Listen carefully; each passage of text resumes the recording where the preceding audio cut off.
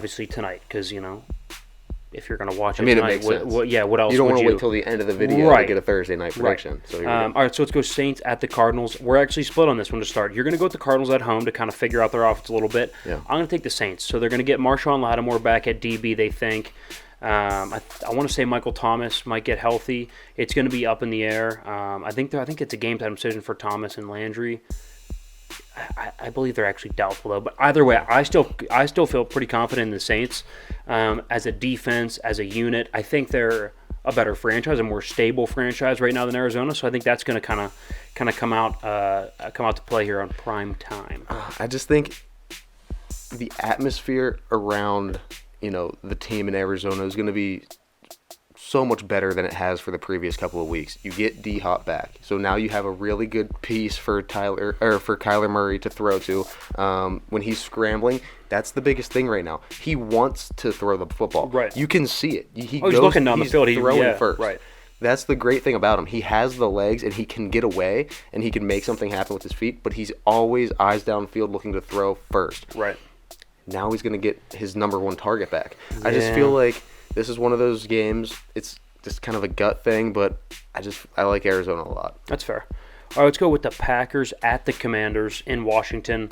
I think we're both going to go ahead and take the Packers here. So here's the thing. I went back and forth, but people are going to kind of overreact to the Packers losing to the Jets. I think the Jets are a significantly better football team than the Commanders.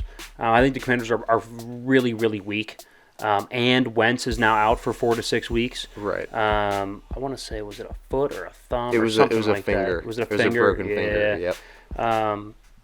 So then I think Taylor Heineke's going to throw, and I don't mind Taylor Heineke, but at the end of the day, he's a backup. And so, over the next 5 games, if he can win you 2, then you'll clap your hands, you'll take that, good to go. It's not always a Cooper Rush situation where they just come in and win. But not against Green Bay. Like, I think at some point, Green Bay, we've seen them get up off the mat before, right? They get crushed in the open or come back out and crush. So and they do rebound really well against bad teams, right? You see them, they'll get waxed by Minnesota, they'll turn around, and they'll absolutely demolish the Bears. Like, this is the week, I would think, for right. It's going to be classic. Green Bay. It's classic Green Bay. All right, let's go with the the Buccaneers at the Panthers. The Buckers. Okay. Yeah, they're going to win that. The Panthers are awful. Yeah, P.J. Walker didn't complete a single pass across the line of scrimmage. Did not complete a pass that went forward in any manner. And they can't get the running game going either, really. So it's bad. It's bad. The Bucs. They have a couple issues down there in Carolina, I would say. Falcons at the Bengals. So, the Falcons are probably going to be a little bit overvalued here. People are going to hype them up. But I do think they're going to keep it close. They're 6 against the spread. We'll get to that later with bets on a budget. Hint, they're in it and, could be for them. I do have a rule against not betting for the Falcons, so maybe it's against them. We'll see. But I think for whoever's going to win the game, primarily winning the game, the Bengals. The Bengals are the better team. They're kind of rounding back into that form where they're a little bit more explosive on offense. They bend but don't break on defense. That's kind of their formula, and I think they're kind of getting back into that form, being at home too. And Joe Burrow and Jamar Chase are finally on that page again, where they're going to connect on most of their throws, right. and Jamar is going to get open on virtually everything. He's so talented. So yeah, Bengals here, it makes sense. Yeah, let's go with the Giants at the Jaguars. So the Jags are actually favored by 3 here. Kind of bold considering the Giants have been hot. They're 5-1. They're second in the NFC East there. Giants. I like the Giants. Yeah. I think. They're better in the trenches. They're better in the trenches. Yes. Their offensive line is better. It's not a great offensive line, but it's better than Jacksonville, and they clear the way for Saquon. Yeah. And I think that's really all it comes down to. I don't think the Giants' offense as a whole really revolves around who's at quarterback. It definitely does not. It does not, which is crazy because Brian Dable took Josh Allen, right? That offense. That's what you kind of expected him to bring. High-flying, quarterback's going to sling it around the yard. Yep. But he said, nope, that's just not the personnel I have. We're going to adjust. Which shows the damn skill good of coaching. him. It That's shows damn his good skill. coaching. Yeah. So I guess we're going to ride with the good coaching there. Brian Dable, the Giants to beat the Jags at Jacksonville. Chiefs at 49ers. So we kind of we had to stew this over. But at the end of the day, I think the Niners are missing too many pieces. Point blank, I just don't think they have enough healthy people. And the Chiefs, and especially Andy Reid and Patrick Mahomes, off of a loss have been fantastic. Yeah. And most good teams and great coaches are. So coming off a loss, I'll take what I think is the better coach and the better quarterback. Yeah, I think so too. It's just I know this defense is going to cause problems for Mahomes. Like, Yeah, it's just, no, I think right. Mahomes will eventually be able to overcome them in the third, fourth quarter. I mean, they didn't look good in the first half of this game either, but he started to find Travis Kelce, kind of work his Right. way back through the second half. I see that happening here. I don't see it being a blowout at all. I think it's going to be like you're going to watch the first half and you're going to think, oh, everybody that took the under is very, very smart. I was just And about to then say it's a gonna bonus blow bet. up Yeah. in the second half. Yep, I was just about to say it's not going to be in our bets on a budget, but a bonus bet here is under 48. I think that's And if money you- in the bank. And if you can get an under by half and kind of parlay that with something, that would be Right. good too. All right, let's go with the Seahawks at the Chargers. We're both going to go with the Chargers here. I think the Seahawks have overperformed thus far. Yeah. But going on the road to LA, Justin Herbert should be getting Keenan Allen back. We'll see. I want to say it was Bosa might have been out with like an illness or something like that. They had a couple guys out who was like sick. So, they're going to get healthier. Yeah, and quickly. Yeah, and very, very quickly. So I think the Chargers are a much better roster. Now plus 6.5 for Seattle, that's something to keep around. But I think the Chargers outright winning is the side here. 100% agree. I'm riding J. Herb.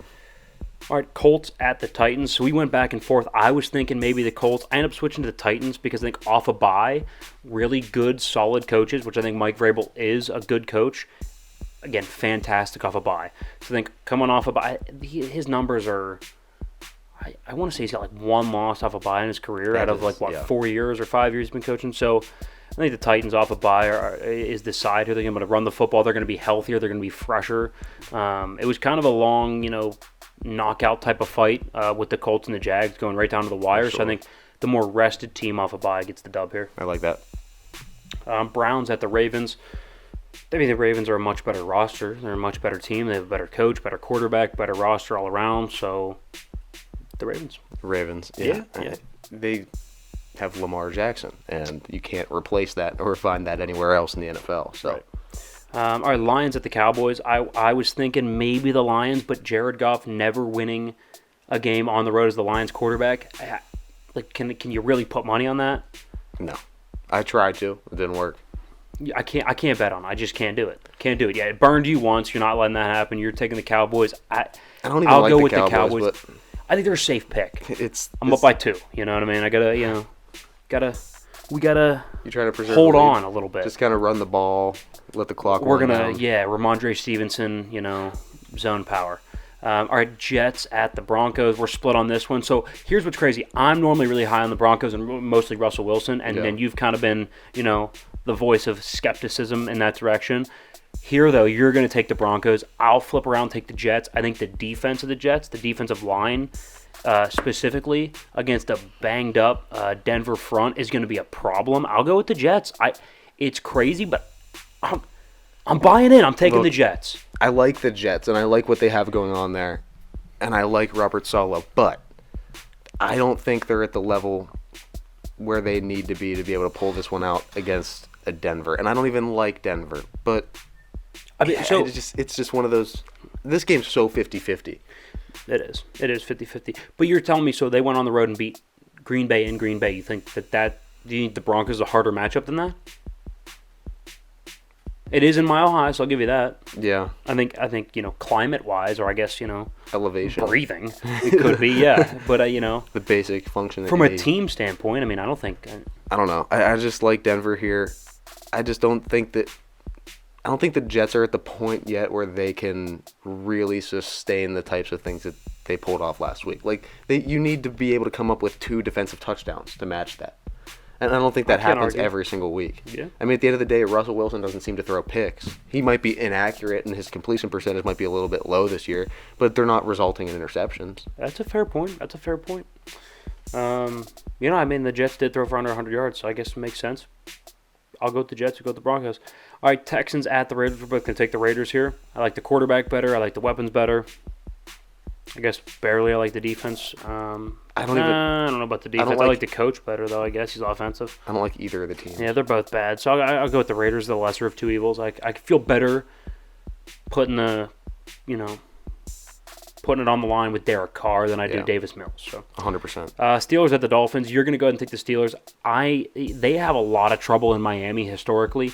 Now in prime time they're a little bit better down there, but just in Miami in general over time they've been really, really bad. So I'm going to roll with Miami. I know I'm a naysayer. Plus if Mitch Trubisky plays, that's tough. I don't like Mitch Trubisky That's starting a tough. game.